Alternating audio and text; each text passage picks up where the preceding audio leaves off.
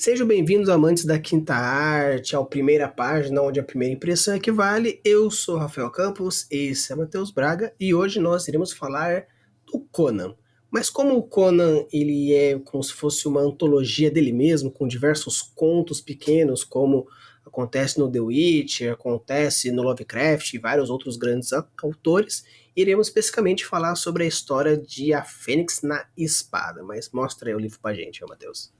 É isso aí, Rafa. Você deu uma introduçãozinha 100% verídica. Eu tô aqui com a edição Conan, uma edição da Pipoca Nanquim, Conan o Bárbaro. É uma edição bem caprichada, dá pra ver um certo brilho, né? Porque eles têm um esquema aqui que eles fizeram, tipo uma capa de proteção, que é onde tem toda a parte textual. Justamente para você ter o livro só com a arte da capa, a arte pura, sem texto, né? Um esquema bem bacana que a Pipoca Nanquim fez aí, como se fosse uma obra de arte, que é de fato, né, essa capa bem bonita. Tem aqui um fitilhozinho para marcar, tem um marcador de texto em formato de espada aqui também. Bem bacaninha a edição bem caprichada da Pipoca Nanquim, né? E aí, como o Rafa falou, né, o autor, Robert E. Howard, ele não é um livro completo, uma história com início, meio e fim, né? Ele tem vários contos aqui subdivididos nesse primeiro livro. Na verdade, a Pipoca do Nanquim lançou, acho que uma trilogia. Eu tenho os 3 aqui, se não me engano, aqui em casa, tá em algum lugar aí pra trás. Todos capa dura, bem caprichados, mesmo estilo, parece que é o mesmo artista, né, e tal. Então, fica bem bonito na estante. Mas, né, Rafa, nada disso importa pra gente. A gente tá preocupado aqui com a primeira página do primeiro conto em si, né? Na verdade, tem até uma introdução antes de chegar no primeiro conto em si, mas a gente não tá muito preocupado com isso, né? Vamos pra história em si. E aí o primeiro conto, né, que o Rafa já falou, chama A Fênix na Espada. E vamos a ele. 1. Saiba, ó príncipe, que entre os anos em que os oceanos beberam a Atlântida e suas cidades reluzentes, e os anos da ascensão dos filhos de Árias, houve uma era inimaginável, na qual reinos brilhantes se espalharam pelo mundo como estrelas sobre mantos azuis. Nemédia, Ofir, Britúnia, Hipérbórea, Fâmora, com suas mulheres de cabelos negros e torres misteriosas assombradas por aranhas, Fingra com sua... Caralho, de letra... com sua cavalaria, vamos lá. Fingra com sua cavalaria, Koth, que fazia fronteira com as terras pastorais de Shem, Estígia com suas tumbas guardadas pelas sombras, e a Hircânia, cujos cavaleiros vestiam aço, seda e ouro. Mas o reino mais orgulhoso do mundo era a Aquilônia, soberana suprema do Ocidente. Para lá foi Conan, o cimério, de cabelos escuros, olhos sombrios e espada na mão. Um ladrão, um salteador, um assassino, possuidor de melancolia gigantesca e contentamento titânico para pisotear os tronos adornados de joias em todo o mundo com seus pés calçados. Bom, isso aí é só uma introduçãozinha, né? E aí, de fato, começa o primeiro capítulo agora, que a gente vai ler. E posso ter agarrado aqui em alguns trechos, por conta de uma letra mais itálica aqui, estilizada aqui. A fonte difícil. Que é uma fontezinha enroladinha de ler. Tanto que o Matheus leu Fâmora e coisa, eu acho que é um L, ele acha que é um F. Segue o baile e de fato, ainda sigo em dúvida aqui. Na hora eu fiquei até achando que era um E, mas enfim, vamos lá. Aí começa a história de fato agora. Acima dos pináculos sombrios e das torres reluzentes jaziam as trevas espectrais e o silêncio que precede a alvorada. Num beco escuro, parte de um autêntico labirinto de misteriosos caminhos sinuosos, 4 figuras mascaradas atravessaram apressadas uma porta aberta por uma mão negra.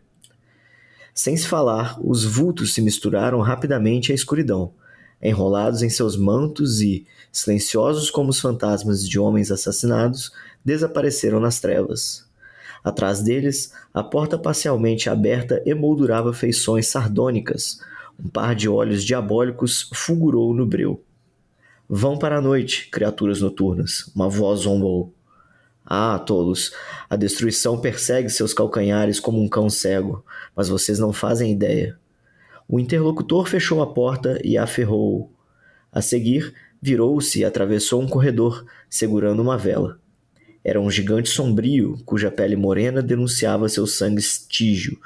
Chegou a uma câmara interna, onde um homem alto e delgado trajando veludo estava deitado num divã de seda, preguiçoso como um grande felino, bebericando vinho de um grande cálice dourado. Bem, Ascalante, disse o estígio, deixando a vela de lado. Os idiotas ganharam as ruas como ratos que vão para as tocas. Você trabalha com ferramentas estranhas. Ferramentas? Ascalante respondeu. Bem, talvez eles me considerem assim.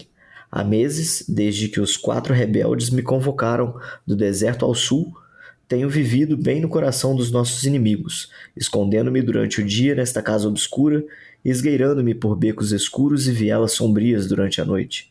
E consegui fazer o que esses nobres rebeldes não puderam.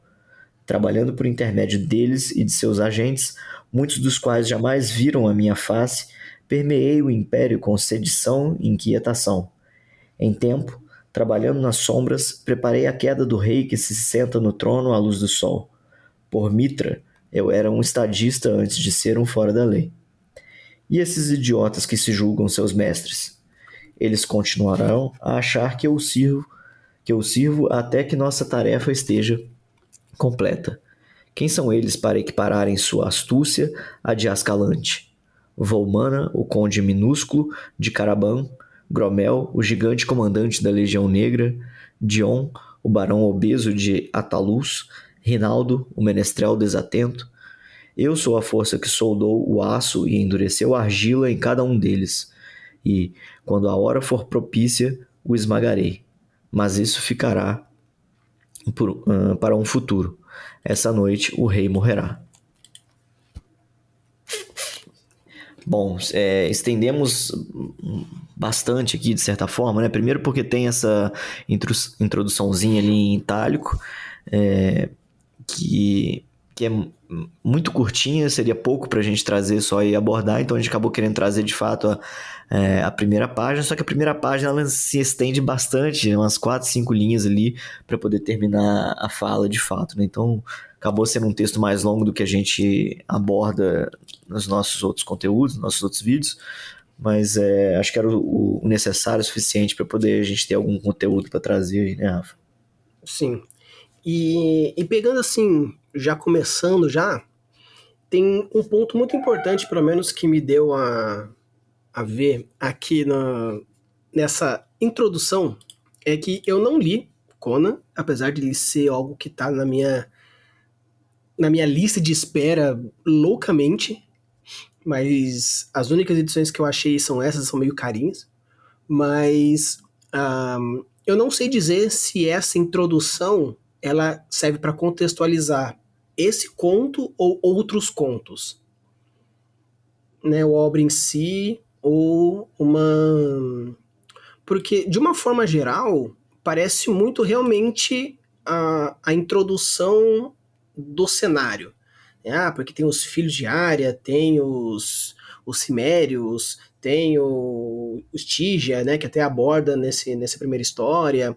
Então, eu não sei dizer. Mas, sendo pelo um pelo outro, eu achei estupidamente maçante essa introdução wordbilstica, geográfica, histórica, além do que, como vocês podem ter percebido, além de ser uma fonte em itálico, é uma fonte caligraficamente muito rebuscada, fazendo com que seja muito difícil de ler.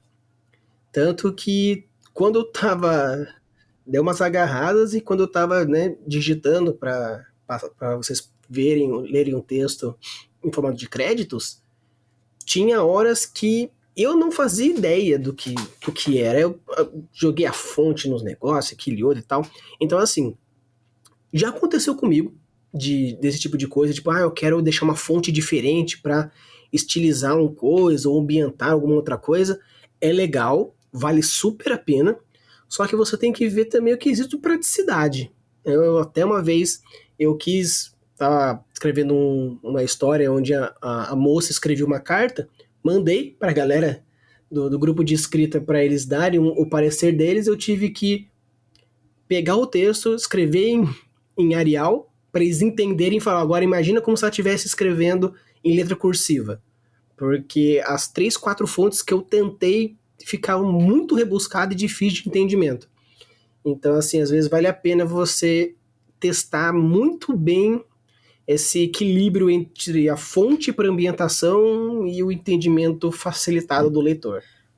Exato, bom, e relendo aqui, dando uma olhada de novo, né, Rafa? As partes que eu li com F mesmo, parece que é L mesmo.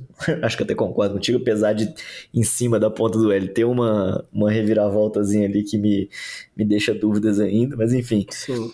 E assim, eu tava dando uma olhada aqui, não que seja relevante pra gente nessa nossa análise de primeira página, né?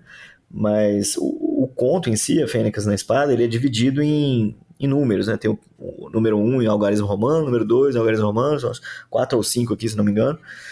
E no início de cada um deles tem um trechinho em itálico, né? Esse aqui é um deles que a gente leu, então no próximo trechinho vai ter um outro trecho em itálico também.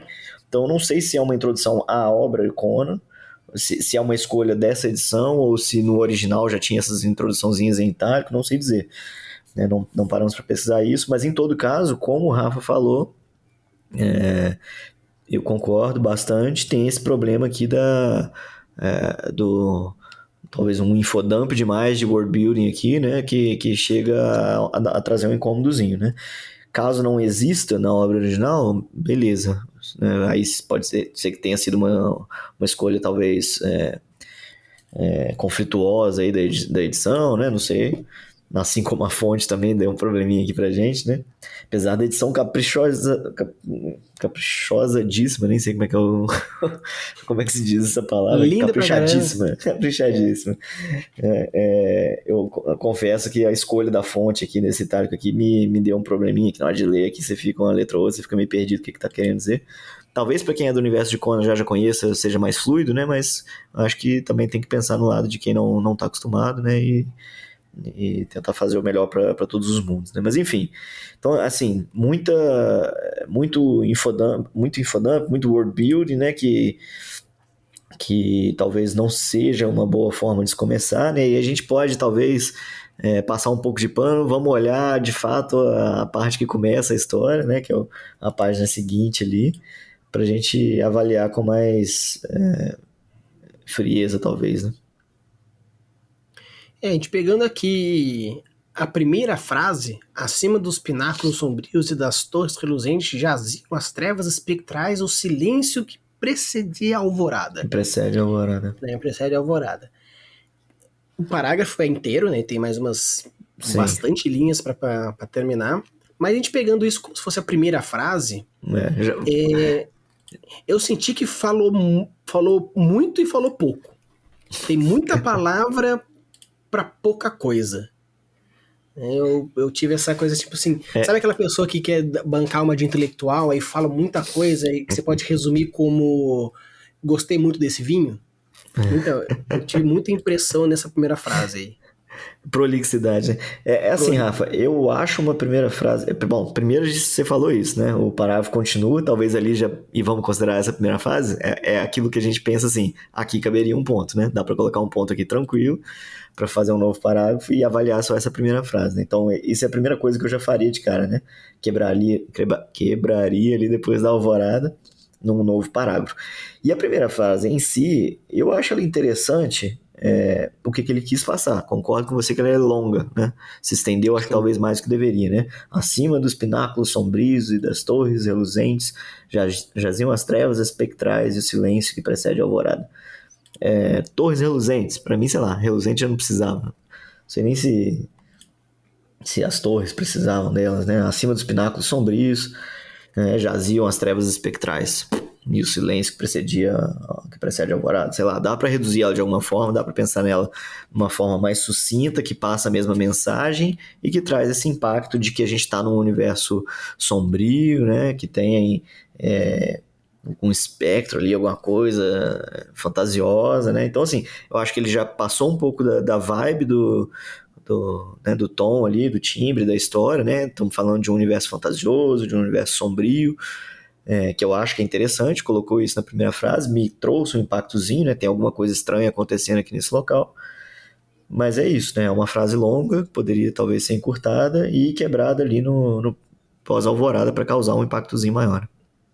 Sim, porque assim, eu sinto que é uma linha muito tênue que tem aí. Porque, da mesma forma que, como você comentou, ele traz o tom e o timbre que é um negócio mais poético, além do sombrio, rebuscado, porque, pra galera que não sabe, Conan ele é ambientado num cenário de espada e feitiçaria, né? O gênero Conan é espada e feitiçaria, então ele traz o que de fantástico, não tão fantástico, porque a magia é um pouco mais escassa nesse estilo de escrita, mas ele é muito bélico, né? E tem toda essa ideia do próprio universo bárbaro, né? Então, trazer essa ideia de rebuscado entre das questões políticas, eu acho bem interessante, né? Mas eu acho que talvez seja batendo um pouco no quesito gostabilidade, meio que o meu estilo e o estilo do Matheus, que te gosta de trazer uma primeira frase que traga uma proposta mais sintética, né, mais direta, porque o ponto é, depois que ele traz toda essa ambientação poética, entra num beco escuro, parte de um autêntico labirinto misterioso, ele perde essa poesia e entra numa coisa mais descritiva. É um beco escuro, autêntico, um labirinto, não sei o que, blá, blá, blá, blá.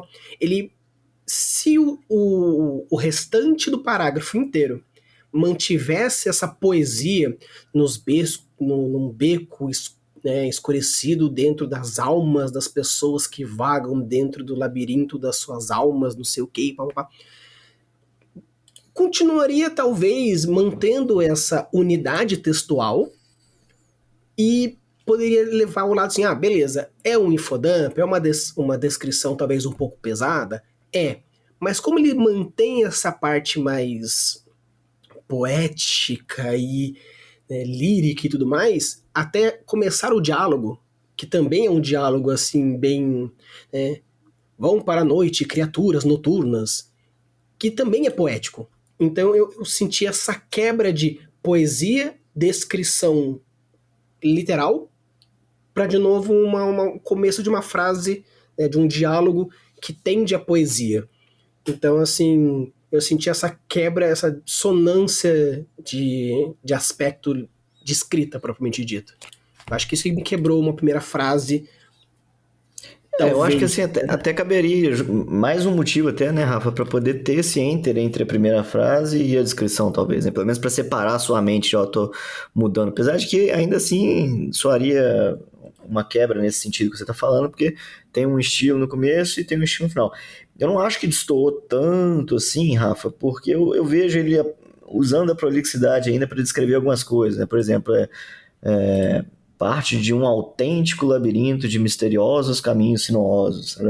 Deu muitas voltas também para falar de um labirinto, sabe? Eu fiquei um pouco nesse sentido em que ele ainda tem esse lado prolixo, talvez tenha perdido um pouco na poesia, né? Mantida a prolixidade, mas perdido na poesia, não sei. Assim, ó, aqui ele usa a poesia de novo, ó, silenciosos como os fantasmas de homens assassinados, né? Tipo, são pessoas silenciosas, né? Não, esse fantasma de homens assassinados de certa forma, algo poético. Agora, eu acho que, de fato, no restante do texto, eu acho que ele foi perdendo mesmo também. Eu acho que ele usou muito aqui no começo esse tom mais, eu não sei se é lírico a palavra correta aqui, mas mais...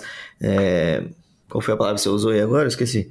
Mas realmente parece que ele foi perdendo o vocabulário, né? Tipo, ele foi gastando o vocabulário dele até ficar mais simples, né, o diálogo. Sim. O que eu prefiro, de certa forma, mas sim, desde que fosse simples desde o início, né? Desde que fosse mais unidade textual, como você falou, né? Mas enfim, então assim, ele vai descrever o que está acontecendo no ambiente, né? E continua com essa pegada de sombrio, né? De sombrio, de escuro. Então acho que ele está mantendo nesse sentido, acho que é algo positivo, é um ponto positivo. Esse tom da história, o timbre, né? Que a gente comentou. E é isso. Bom, que temos adiante aqui. É uma cena relativamente simples também, de certa forma, né, Rafa? Onde temos um homem meio que se vangloriando aqui, a gente pode falar isso, né? Termina com um final que eu acho muito potente, né? Esta noite o rei morrerá. Né? Ele vai descrevendo ali os outros... Os quatro Aquele, rebeldes, quatro comandantes, né? rebeldes, exato, né? Então, assim, o evento que está acontecendo aqui nessa primeira página, de certa forma, é algo simples, né? Tem um homem conversando com o outro e ele meio que vai... Não sei se está tentando introduzir o universo dele pra gente também, né? Falando já de, de personagens importantes, de locais importantes, né? E aí, para terminar, de fato, com um impacto legal, né? Eu gostei muito desse final do impacto, porque ele dá essa curiosidade. Eu acho que se terminasse a primeira página, né? Aqui, apesar de que a edição ela tá bem... tá explorando bem a página inteira, né? Não caberia, talvez, ou só se reduzisse a fonte, que talvez não seria tão legal. Mas seria uma boa forma de se terminar uma primeira página, né? Tipo, essa noite o rei morrerá, eu acho que tem um impacto muito potente. Sim, acredito que se ele Mas, diminuísse um pouco a prolixidade, ele poderia subir exato, exato. algumas. Nem Talvez que fosse a primeira. Mesmo que fosse, sei lá, o rei morrerá na próxima linha, né, a gente coloca assim, mas o, né, não sei o que, aí vira, e a primeira seja o rei morrerá, ainda Uhum, tem ganho um pouquinho, então sim. acho que dava Eu pra dar acho uma que caberia reduzida. isso, né? Sem dúvida. É claro que dá também para a própria editora conseguir fazer esse trabalho, não é crítico, porque é uma letra, é uma fonte grande, não sei se dá para ver aí, não é uma fonte pequena.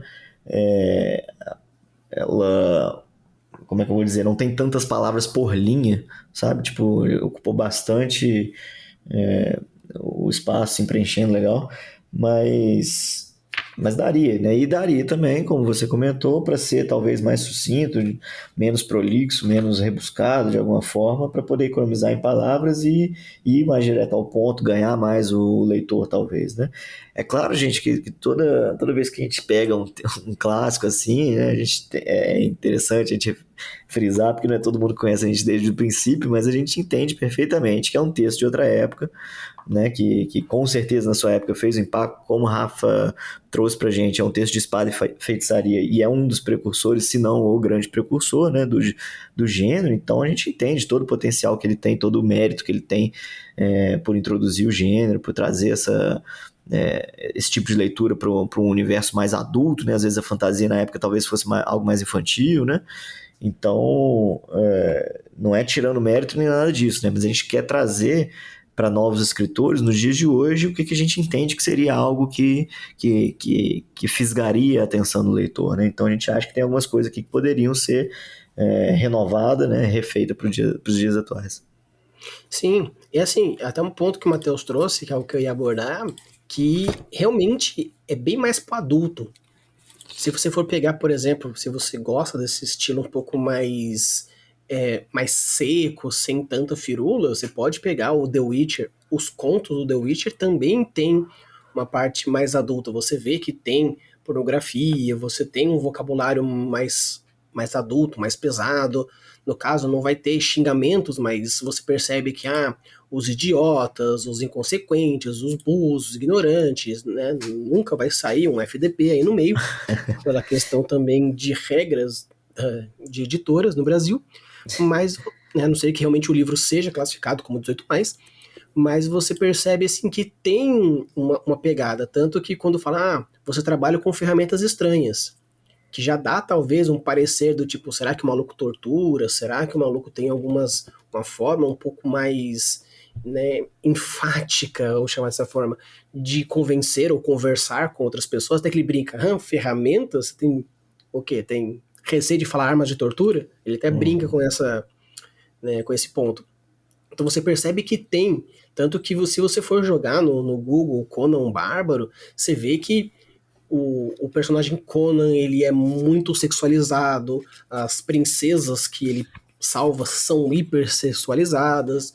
Na época que lançou os filmes com Arnold Schwarzenegger, você via que, tipo, era sempre o corpo perfeito, as mulheres também super, com pouca roupa e tudo mais. Então você vê que visualmente já é mais adulto.